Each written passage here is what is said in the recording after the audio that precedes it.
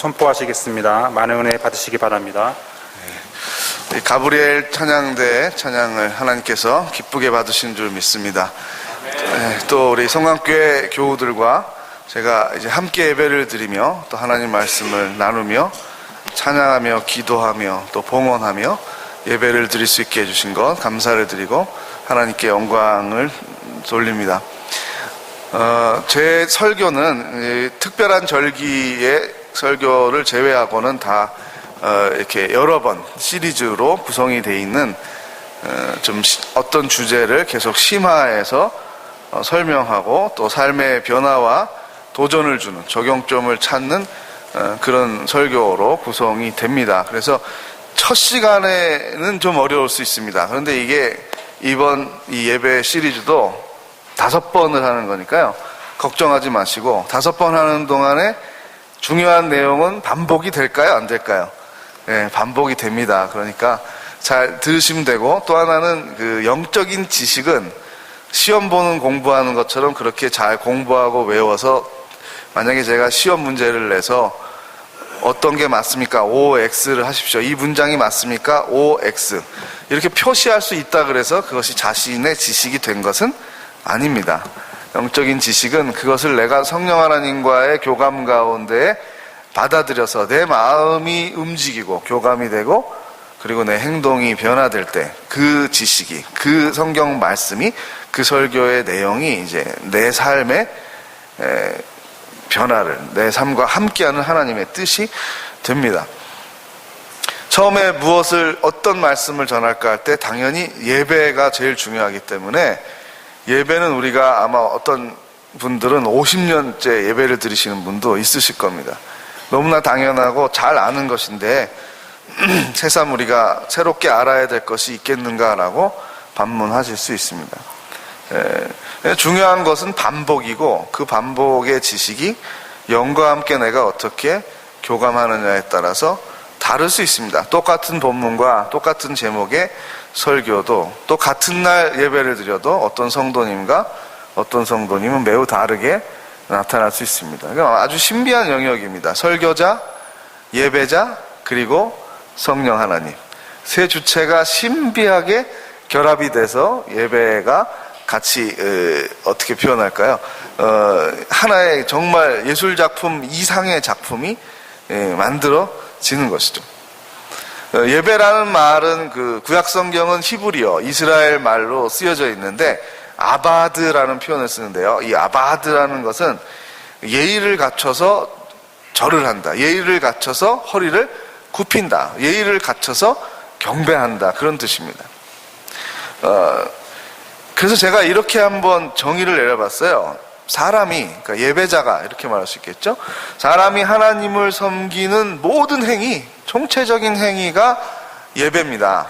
우리가 주일날 11시에서 12시 이렇게 예배 시간을 정해서 드리죠. 왜냐하면 시간을 우리가 구분을 해서 드려야 기억을 하니까 전 삶이 다 예배가 돼야 되는데 그렇다고 정해진 시간이 없고 전 삶이 예배입니다 라고 하면 그 의미는 사람들이 이해는 하지만 사람들은 그건 적용점을 찾을 수가 없습니다. 마치 저거랑 똑같죠. 영어책을 하나 사주고 알아서 열심히 공부해. 그러면 돼. 그러면 되지 않죠. 선생님이 필요한 거고 숙제도 내주고 과제도 필요하고 이런 훈련 과정들이 필요합니다. 예배도 수십 년간을 예배를 드리고 앞으로도 또 수십 년간 예배를 드릴 터인데 예배가 어떻게 나에게 새롭게 다가오는가라는 건 내가 알고 있는 지식 그리고 성경의 지식 그리고 성령 하나님께서 다시 이렇게 빚어주신다고 할까요? 빚어주시는, 만들어주시는 것에 대해서 또 그 교회의 특수성, 그 설교자의 삶의 경험의 특수성, 기도 이런 모든 것들이 다 신비하게 맺어져서 다른 결과가 나타납니다. 똑같지 않습니다. 사람의 삶의 질이 매우 다르듯이 예배도 같지 않습니다. 똑같은 성경으로 하나님을 똑같이 믿고 예배를 드리지만 수없이 많은 교회들이 삶의 질이, 열매가 차이가 납니다. 그 부분들에 대해서 우리가 진지하게 생각해보는 5주의 예배, 그러면서 하나님께서 우리에게 말씀하실 수 있도록 우리가 좀 공간을 만들어 놔야 됩니다. 우리가 빡빡하게 공간을 다 채워놓으면 성령 하나님이 들어올 자리가 없는 거죠. 조금 비워놔야 됩니다. 내 생각도 있고 그동안에 내 살아온 것도 있고 그 경험을 토대로 하나님은 어떻게 말씀하시는가, 또 새로운 목사님은 그의 경험을 통해서 그의 영성을 통해서 어떻게 우리에게 이 기본적인 것들을 다시 한번 재해석을 하면서 우리에게 도전을 주시는가, 그렇게 마음을 열어주시면 훨씬 더 여러분들이 빨리 소화를 하고 잘 받아들이고 좋은 유익이 있을 것입니다. 제가 어린 시절에 중국 영화 그 싸우는 영화, 무협 영화 이걸 좋아했습니다. 그런데 이 영화 제목이 기억이 안 나요. 하도 오래전에 30년 전인지 40년 전인지 본 영화인데요. 충격적인 장면이 있었어요. 장군이 말을 타러 막 가는데 하인이 막 뒤따라가더라고요. 그런데 뭘 하나 봤더니 하인이 말 앞에서 탁 엎드리는 겁니다. 탁 엎드리니까 장군이 아무렇지도 않게 그 등을 탁 밟고 말을 타더라고요. 그래서 제가 기분이 나빴어요. 아니, 도대체 뭐야? 저 사람은 뭐고 이 사람은 뭐야? 그런데 그 당시에는 그 하인은 그 장군이 자기 등을 밟고 올라타는 거에 대해서 기분 나쁜 게 아니라 어쩌면 그 많은 하인들 가운데서 이제 수석 하인이죠. 수석 하인이니까 영광된 자리에 우리 대장군이 내 등을 타고 말을 타고 타신다는 거에 대해서 아마 자부심을 가졌을 겁니다. 부끄러움이 아니라. 사람이 사람을 구분해서도 권위를 그렇게 높여서 예의를 갖추는데 그 예배에 대한 단어를 생각할 때마다 저는 그 영화의 장면이 떠오릅니다. 그럼 우리는 우주를 만드신 하나님, 나에게 생명을 주신 하나님께 어떻게 예의를 갖춰야 될까? 그래서 우리 고전의 예배를 보면 부복이라는 게 있습니다. 완전히 이렇게 엎드리는 거죠. 엎드려가지고 하나님께 인사를 드리는 거예요. 죄인이 왔습니다. 이렇게 인사를 드리는, 고개를 못 드는 거죠. 근데 지금은 예배가 많이 편리해지고 세련돼지고 또 현대인의 생활 습관에 맞게 많이들 고쳐졌습니다. 그런데 예배는요, 본질이 두려움을 가지고 나오는 겁니다. 하나님을 만날 때의 그 마음은 긴장과 두려움입니다. 그리고 그것이 하나님께서 해소시켜 주셔서 괜찮아, 너무 긴장하지 마, 너무 무서워하지 마 라고 하는 거죠. 이것과 똑같죠. 제가 만약에 그룹의 회장님을 만나러 간다든지 아니면 대통령을 만나러 간다든지 군대 생활하신 분들은 사단장님을 만나러 간다지 하면 굉장히 밝은 마음, 기쁜 마음, 사단장님이 나 보제, 방문 탁 열고 들어가갖고 사단장님 불렀어요? 이러는 사람은 없는 거죠. 긴장이죠. 왜 날 부르셨을까? 그리고 그 약속한 시간 전부터 그 시간의 의미가 지배가 됩니다. 이게 이해가 안 되면 더 쉬운 거는 제가 젊은이들을 야단칠 때 한 말이 있어요. 이 CGV만도 못한 교회를 만들 거냐, 니네들이. 이 CGV가 뭐냐면 영화관입니다. 영화관이 예전에는 무슨 국도, 극장 이렇게 하나가 있었는데 요즘에는 영화관이 8개, 9개가 이렇게 합쳐져 있어요. 여기 용산에도 가면 용산 CGV가 있습니다. 근데 영화 보러 갈 때 11시 영화다 그러면 다 11시에 가는 사람들이 없어요. 젊은이들이 영화를 좋아하는데 다 10분 전, 15분 전에 가요. 다 15분 전에 가서 영화에 대한 경배가 뭐죠? 팝콘을 사죠. 그렇게 준비를 합니다. 예의를 지켜요. 더한 건 공항에 갔을 때 2시 비행기다, 2시 정각에 나는 온타임 시간 딱 지켰어 하는 사람 없어요. 2시에 가는 사람이 어디 있습니까? 2시에 비행기가 출발한다 그러면 그 전 시간의 그 의미, 이 비행기를 놓치면 큰일 난다는 생각이 이 전 시간을 지배하는 겁니다. 의미를 가져옵니다. 결혼식이 1시인데 1시에 가는 사람 있습니까? 자기가 신랑이고 신부인데 귀한 시간일수록 미리 준비합니다. 모든 예배가 9시 예배, 11시 예배, 교육부의 예배, 청년부의 2시 예배, 이 예배가 우리에게 그렇게 인식이 돼야 합니다. 자꾸 노력을 해야 됩니다. 그래도 안 되죠, 그렇게. 또 시간이 지나면 잊어버립니다. 예배의 출발의 마음은 두려움과 긴장입니다. 하나님께서 괜찮다고 녹여주시는 거지 우리 스스로 괜찮다고 말하는 게 아닙니다. 예의를 갖추는 겁니다. 그래서 시간에 대한 예의 기본적으로 중요해요. 첫 시간이니까 제가 말씀드릴 수 있는 거예요. 제가 보니까 한 95%의 성도님들이 11시 전에 오신 것 같아요. 너무 이건 훌륭합니다. 굉장히 좋은 전통에 뿌리가 있는 거예요. 근데 이제 그 5%의 성도님들도 새로운 목사님이 나를 싫어하나 보다라는 생각을 주기 전에 말하는 게 좋겠죠. 제가 누군지 모르니까, 이름도 모르고 아무도 모르니까 그냥 일반적인 얘기를 드리는 겁니다. 그 5분이 중요합니다. 5분이 중요합니다. 왜냐하면 이게 습관이 되면 놀라워요. 항상 이상하게 5분은 늦어요. 규칙적으로 늦죠. 늦게, 학교도 그런 학생들이 있어요. 꼭 출석 부른 다음에 도착해서 교수님 저 왔는데요 하는 사람이 있어요. 항상 그래요. 그 습관이 잘 고치지 않아져서 3살 버릇이 80까지 간다고 말하지 않습니까? 제가 청년부를 지도할 때 여기서 이렇게 강 건너면 보이는 교회에 있었는데, 계속 그때는 예수 우리 왕이여 이곳에 오시옵소서 그런 찬양을 부르면서 우리가 시작했는데, 항상 그 찬양을 부를 때 좌정하사 예수님을 초청하는 그 경배송을 부르는데 꼭 그때 이렇게 들어와가지고 앞에 앉는 청년이 있었어요. 그래서 내가 한 번은 예배에 관한 이 설교를 하면서 지각하지 말아라. 중요하다. 예배 드리는 자세 중요하다. 항상 5분씩 늦지 않느냐. 예수 우리 왕이여 부를 때 들어오는 청년들 그거 고쳐라. 근데 못 고칠 거다. 왜? 심각하게 생각하지 않으니까 못 고친다. 그래서 제가 얘기했어요. 여러 번 얘기했는데 안 고쳐집니다. 안 고쳐지는데 제가 예배 시리즈 마지막 날에 어떻게 제가 제안을 했냐면요. 이렇게 한번 생각해 보세요. 젊은이들.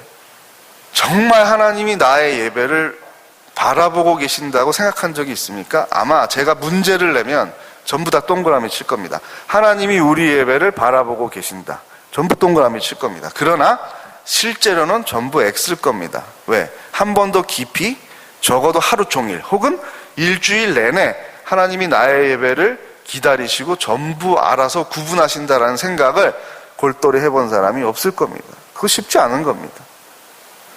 그래서 제가 이렇게 얘기했습니다. 계속 반복해서 지각하는 분들은 절대 못 고치는데 이렇게 해야 됩니다. 토요일 날 밤에 침낭을 들고 본당 2층에서 주무십시오.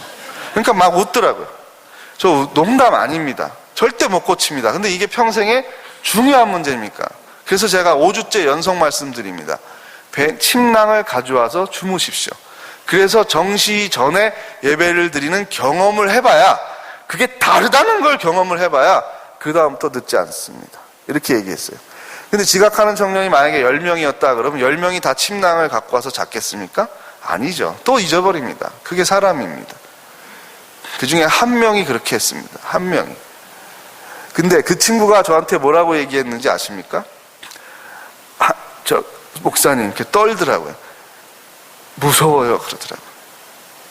일주일 내내 이걸 생각해 봤는데 딱 드는 느낌이 뭐냐면 두려움이었다는 겁니다. 그래서 제가 성령이 임하셨습니다. 하나님께서 우리에게 주시는 예배자의 첫 번째 마음은 기쁨이 아닙니다. 착각하면 안 됩니다. 평안함? 아닙니다.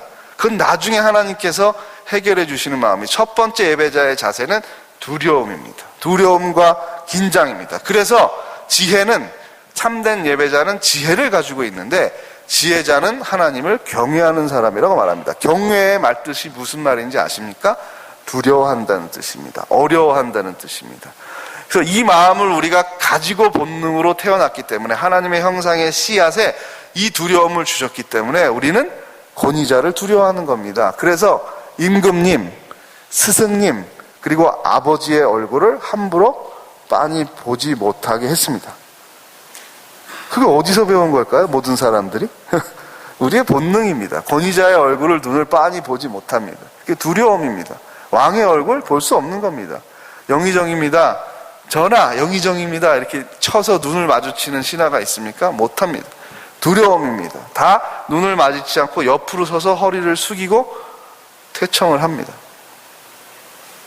그런 마음의 자세가 우리 예배의 회복이 돼야 됩니다. 그런 가운데 하나님께서 괜찮아, 너무 긴장하지 마, 너무 두려워하지 마, 지난날의 죄 이런 거 참회 기도 드렸잖아, 알았어, 내가 기억하지 않아. 우리의 마음을 풀어주시는 거예요. 그 청년의 말이 맞습니다. 두려움입니다. 진짜 하나님이 나의 평생의 예배를, 20몇 년 동안의 이 불성실한 예배를 정말 계속 바라보고 계셨다라는 것을 정말 이해하게 됐을 때 드는 느낌은 두려움입니다. 자연스러움입니다.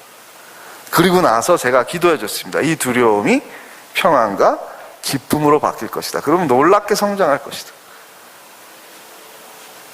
놀랍게 변합니다. 그 청년이 일찍 나와서 기도하는 것 자체가 우리 공동체 전체의 은혜였습니다. 전체에 활력을 주는 거예요. 입소문이 나는 거예요. 아니, 아무 개가 예배에 일찍 와서 예배를 드려? 있을 수 없는 일. 그 부모도 못하고 아무도 못하는 거예요. 변화가 일어나는 겁니다. 두려움 가운데 변화가 일어나는 겁니다. 하나님께서 나를 관심을 가지시고 지켜보신다는 겁니다. 그것에 교감할 수가 있어야 됩니다. 그럼 제가 이제 예배의 네 요소를 계속 상세히 말씀을 드릴 텐데요. 성경 말씀이죠. 그 다음에 기도해야죠. 그 다음에 찬양해야 되죠. 그리고 봉헌 드려야 되죠. 이게 예배의 네 요소입니다. 이 네 요소는 차차 4주 동안 제가 한 항목씩 말씀을 드리겠습니다. 오늘은 전체 예배자의 마음이 무엇인가를 설명을 드리고 성령께서 우리를 만지시는 교감을 할 수 있게 되기를 바랍니다. 그런데 이 하나님께서 우리에게 이런 예배자의 마음을 주셨는데 불순종하게 되면은, 우상을 숭배하게 되면은, 피조물의 말을 하나님 말씀보다 더 듣게 되면은 문제가 생깁니다. 영적인 지식이 소멸이 돼버려요. 하나님에 대해서 관해서 알기는 하는데 하나님과 좋은 관계가 맺어지는 지식, 살아있는 지식으로 만들어지지는 않아요. 마치 우리 집에 아버지가 계시고 나를 낳아준 분이 우리 아버지지, 그 지식을 알고 있다고 화목한 가정이 되지는 않습니다. 화목한 가정도 아들에게 물어봐서 아버지가 너를 낳았어? 라고 물어보면 네, 아버지가 나를 낳았죠. 그건 다 압니다. 지식적으로 아는 겁니다. 그럼 참된 지식은 뭡니까?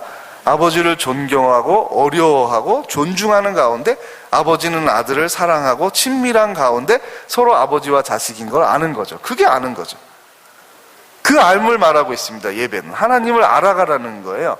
하나님과 친해지는 거죠. 알아가면서 그 자리에 우리를 초청하고 계신 거예요. 얼마나 기쁘고 복된 자리인지 모르겠습니다.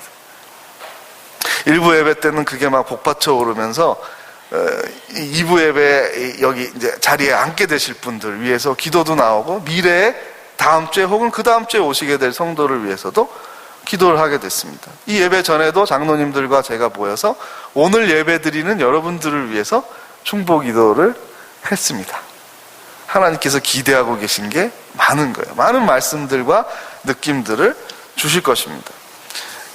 예배의 능력을 회복하게 됐어요. 그러니까 스스로는 안 되는 겁니다.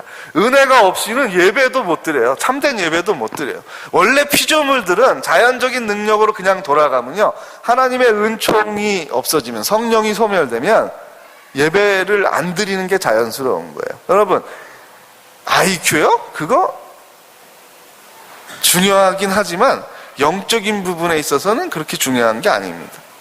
IQ가 높다 그래서 성경을 잘 이해하고 참된 예배를 드리게 되는 건 아니죠.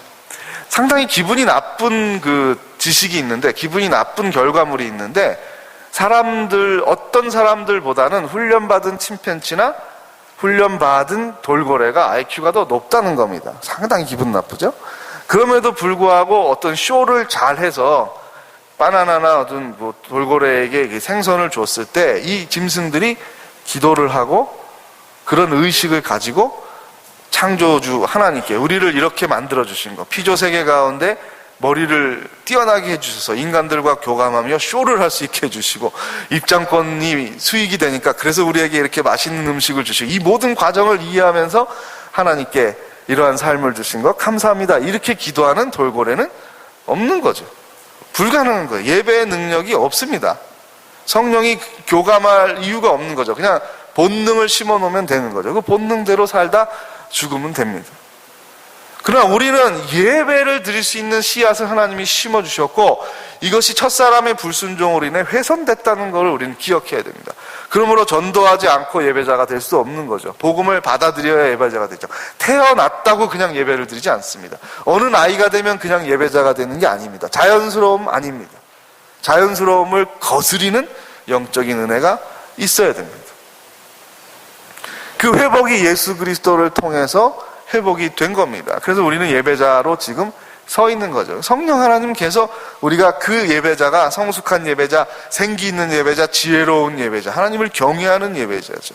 지혜로운 예배자 그러면 자꾸만 사람들은 뭘 떠올리냐면 내가 뭘 계산을 잘하고 뭘 잘해가지고 사업을 잘하고 뭘 일을 착착착 착착 잘하는 거를 떠올려요. 근데 지혜라는 말은 우리가 생각하고 있는 그 뜻이 아닙니다. 그거는 사람들이 말하는 꾀예요. 꾀가 많은 거죠. 성경에서 말하는 지혜하면 여러분 무엇이 떠올라야 된다고요? 두려움이 떠올라야 되는 겁니다. 하나님에 대한 두려움. 솔로몬이 하나님에 대한 두려움을 상실했을 때, 자기가 왕으로서 천하를 제패하고 모든 근동지방에서 조공을 받게 됐을 때 그가 하나님을 예배하지 않고 우상을 숭배하게 된 겁니다. 그럼 그는 그 이상 성경에서 말하는 지혜로운 사람에서는 이탈이 된 거죠. 아무리 많은 학문의 경지에 이르렀어도 하나님을 두려워하여 하나님이 싫어하는 계명을 어겼다면 더 이상 솔로몬은 지혜로운 사람이 아닌 겁니다. 그래서 심판을 받게 되는 거죠. 두려움입니다. 두려움 가운데 우리가 예배가, 은혜가 있습니다. 그리고 예배는 주권을 고백하는 것입니다. 하나님의 주권을 고백하는 건데 주인 되심을 고백하는 겁니다. 어제 저희 집이 이사를 했는데요. 아들이 둘이 있습니다. 그런데 제 허락도 안 받고 그 두 아들이 자기 방에서 자더라고요. 이사 온 집을 따라와가지고 자기 방에 들어가서 자고 자기 컴퓨터 켜고 전부 내가 사줬거든요. 근데 자기 거를 알고 있는 거죠. 그러나 제가 그 방에 가서 컴퓨터를 켜고 인터넷 좀 한다 그래서 저한테 PC방 사용료는 1,000원인데 아버지는 500원에 해드리겠습니다. 이렇게 하지 않는다는 거죠. 내 주권을 알고 있는 거예요. 내가 자기의 그 모든 그 소유물들을 공급해주고 사줬다는 걸 알고 있는 거죠. 마찬가지입니다. 우리에게 하나님께서 집도 주시고 옷도 주시고 시간도 주시고 직장과 학업을 주셨습니다. 분명히 내 돈, 내 지갑에 내 돈이 있습니다. 그러나 이 모든 것의 더 원천, 근원을 따져가면은 하나님 것이다. 그걸 알고 있는 거와 인식하는 거하고는 다릅니다. 인식하고 실천이 돼야 되죠. 그래서 나중에 봉헌도 말씀드리겠지만 우리가 생각하는 것보다 훨씬 더 중요한 의미를, 그리고 다양한 의미를 봉헌은 가지고 있습니다. 주인 되심을 고백해야 된다. 삶으로 제가 예를 들어 드리겠습니다. 우리가 만약에 시험을 친다면 우리의 생명의 주권이 하나님께 있습니다. 동그라미 치겠어요? X 치겠어요? 다 동그라미 치시죠. 그건 문제가 없습니다. 그러나 여러분 삶에서 일어나면 쉽지 않습니다. 동그라미 치기 어렵습니다. 제가 어느 교회 청년부를 지도하다가 이제 다른 교회 청년부로 갔습니다. 한 2년이 지나서 휴가를 받았는데 그 교회 예배가 궁금하고 보고 싶어서 여름에 그냥 몰래 그 티셔츠 하나 입고 뒤에서 예배를 드렸습니다. 끝나고 그냥 조용히 오려고. 그런데 나가면서 그 친했던 친구들, 리더를 했던 청년들을 만나서 어머 목사님 오셨어요. 그러고 막 인사를 했어요. 그래서 차를 마시게 됐는데 그 청년 중에 잘 보이던 청년이 안 보여요. 그래서 안무개는 왜 안 보이냐 그랬더니 목사님 거의 시험에 들었어요. 전화번호 드릴 테니까 한번 전화해서 꼭 만나주세요. 그래서 제가 전화해서 만났어요. 학교 앞에 카페에서 만났어요. 근데 아버지가 최근에 암으로 돌아가셨어요. 너무너무 관계가 돈독하고 너무너무 유별난 닭살스러운 부녀 관계예요. 30이 다 되도록 그렇게 둘이 데이트를 잘하고 재밌게 보낸 사람이 없다고 친구들이 얘기를 해요. 근데 그 아버지가 암으로 돌아가시니까 너무 하나님께 화가 나가지고 교회를 안 나오는 거예요. 리더하고 찬양팀을 했던 친구가. 그래서 제가 불렀어요. 그랬더니 아버지 얘기를 하면서 그냥 그때부터 우는 거예요. 울면서 쭉 얘기를 하는데 저는 그 3분의 얘기할 수 있지만 제가 1시간 들은 얘기예요. 근데 대학교 카페 앞에서 젊은 자매가 이 아저씨를 보고 계속 우는 거예요. 1시간 동안. 제가 참 힘들더라고요. 나중에는 시선이 다 나를 보고 있는 걸 알고 이제 카페를 나왔는데 요지는 이거였어요. 췌장암 말기로 3달 사형 선고를 받은 거예요. 그래서 하나님께 간구했어요. 의사가 못 산다 그러니까 우리 아버지 살려주세요. 이 기도는 못하겠고 내가 리더와 찬양팀으로 헌신한 거 아시죠? 20대 전체를 다 청년부를 위해서 헌신한 거 아시죠? 그럼 한 가지만 들어주세요. 우리 아버지 최소한 6개월은 아니 1년은 사실 수 있게 해주시고 이 마지막 기간에 내가 맛있는 것도 사드리고 동해바다도 보여드리고 뭣도 해드리고 다 계획을 잡은 거예요. 월별로. 그래서 이 친구가 미술 디자인하는 친구인데 아주 유명한 그 구두 회사의 디자이너로 취직이 됐는데 그 힘든 회사를 사표를 쓰고 아버지를 간호한 거예요. 그런데 낭만적인 이 마지막이 하나도 하루도 이루어지지 않은 거예요. 밤마다 소리 지르고 진통제 달라 그러고 무슨 대화를 하겠어요. 아버지 뭐 무슨 맛있는 걸 드시겠어요. 다 토하고 간호사 불러가지고 진통제 달라. 간호사는 참으라 그러고, 이게 제한된 게 있다고, 하루에 몇 번밖에 못 준다 그러고 소리 지르고, 이렇게 하다가 한 달 있다 돌아가셨어요. 그러니까 분노가 치밀어 오르는 거예요. 내가 아버지를 살려달라고 한 것도 아니고 마지막을 좀 보내고 싶어가지고 사표 쓰고 기도했는데, 의사가 3달 산다 그랬는데 내가 6개월이나 1년 살게 해달라 그랬더니 세상에 한 달 동안 소리만 지르다가 삐쩍 말라갖고 몰골이 추하게 돼서 돌아가신 거예요. 그 나는 하나님이 너무 싫다는 거예요. 그러면서 계속 울어요. 이제 온몸에 이렇게 기운이 쫙 빠지더라고요. 뭐라고 할 말도 없고요. 설득이 됐어요, 제가. 다.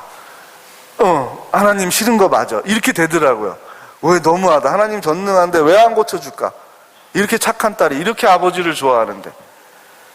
그리고 걸어 나와서 학교 앞을 이렇게 잠깐 걸으는데, 하나님 제가 목사인데 그래 네 말이 맞다, 계속 예배 드리지 말라, 이렇게 헤어질 순 없고, 뭐라 그러죠? 상투적인 말로 그냥 아유 하나님께 예배해야지 이러고 가도 효과도 없을 것 같고, 지혜를 주십시오, 저 어떻게 해야 됩니까? 이러고 걸어, 기운이 하나도 없어요. 이게 슬퍼요. 저 기운이 없고 걸어가는데, 왜냐하면 저도 두려운 마음이 몰려들었어요. 우리 부모님도 이렇게 힘들게 돌아가시면 어떡하지? 내 아내나 혹은 내가 먼저 이렇게 힘들게 죽어서 내가 혹은 내 아내가 이렇게 힘들어하면 어떡하지? 막 그런 두려움이 세상 막 몰려오더라고요. 근데 하나님께서 저가 뭐라고 첫 말문을 저 1시간 동안 듣기만 했는데, 뭐라고 말을 시작해야 되겠는데, 하나님 말 좀 시켜주세요. 근데 탁 제가 뭐라 그랬냐면, 너 몇 살이냐 그랬어요. 너 몇 살이냐? 에이, 아시면서 왜 나이 물어보세요? 왜 그러세요? 너 몇 살이냐고. 저 29이죠. 그래, 30년 동안 이렇게 좋은 아빠를 하나님이 주신 거네. 30년 동안 하나님이 이렇게 좋은 아빠를 주신 거네. 그것에 대해서는 감사하면서 살았니? 그랬어. 예? 내가 하나 물어볼까? 아빠 생신 때 너 감사헌금 드렸냐? 예? 아빠 생일 때 왜 내가 감사헌금을 해요? 그랬어. 이렇게 좋은 아빠를 태어나게 해주신 하나님의 주권을 인정했으면 아버지의 생신 때 네가 감사헌금을 드려야지. 그렇게 사랑했다면서. 아빠랑 좋은 추억을 만들어서 외국 여행을 갔을 때마다 돌아와서 감사헌금을 드렸네. 이렇게 좋은 아빠, 친근한 아빠를 주셔서 같이 여행을 할 수 있게 해주셔서 감사합니다 하고 하나님께 예물을 드렸네. 가만히 있어. 내가 우리 수련회 때 기도를 하는데, 마지막 날 밤 치유 기도하는데 펑펑 우는 애가 있더라. 하도 울어서 가서 나가 달래고, 그만 울자, 그만 울고 일어나자 그랬더니 걔가 뭐라 그랬는지 아냐? 목사님 어떻게 해요? 나는 우리 아빠가 죽었으면 좋겠어요. 왜 그러냐? 아빠가 맨날 술 처먹고 우리 엄마 패고 나 패요. 동생 가출했어요. 내가 뭐라고 해야 될지 모르겠더라. 이렇게 살아온 청년도 있더라. 어떤 청년은 12살 때 아버지가 죽었더라. 이 사람들은 다 교회 안 다녀야 되니? 수련회 와서 기도하고 있더라. 그런 아버지를 둔 청년이. 제가 그렇게 얘기했습니다. 29회, 29년 동안 너에게 이렇게 좋은 아버지를 준 하나님한테 감사하지 않으면서 어떻게 수명을 3달 연장해 주지 않았다고, 1년 연장해 주지 않았다고 네가 교회를 안 다니냐? 더 이상 내가 할 말은 없다. 잘 있어라. 그러고 왔어요. 그 얼마 있다가 문자가 왔어요. 하나님 정말 제가 목사님 회개해야 되겠어요. 그러네요. 정말 저는 행복한 사람이에요. 여러분, 이건 두려운 이야기입니다. 관념적으로 우리는 모든 걸 알고 있습니다. 아브라함이 이삭을 바쳤다? 그렇구나. 좋은 믿음의 조상이구나. 우리의 삶이 되면 다른 겁니다. 그렇게 쉽지 않습니다. 이제 말씀을 맺으려고 합니다. 예배는 두려움과 지혜입니다. 그 가운데 하나님께서 우리에게 평안을 주십니다. 죄사함을 통해서 평안함 주시죠. 우리의 미련한 것을 지혜로 바꾸어 주시며 우리에게 기쁨을 주십니다. 우리의 우울한 것, 좌절감들을 회복시켜 주심으로 은혜를 주십니다. 5주 동안 찬양을 간단한 짧은 거를 제가요, 주제송을 정한 게 있어요. 그러니까 모르셔도 됩니다. 오늘 제가 한번 불러드릴게요. 한번 보시고 아시는 분도 있을 거고, 5주 동안 부를 겁니다. 아주 짧습니다. 나중에 외우시면 좋겠습니다. 한번 찬양을 부르고 잠깐 기도를 드리겠습니다. 반주를 좀 해주세요.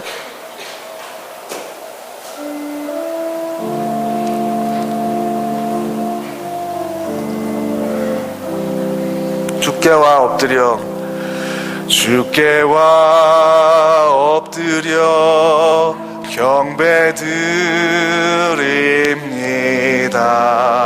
주 계신 곳에 기쁨 가득 무엇과도 누구와도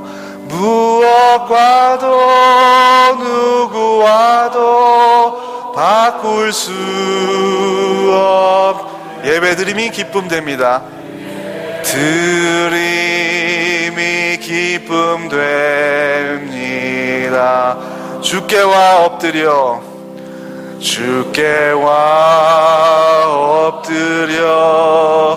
영배드립니다. 주 계신 곳에 기쁨 가득 무엇과도 누구와도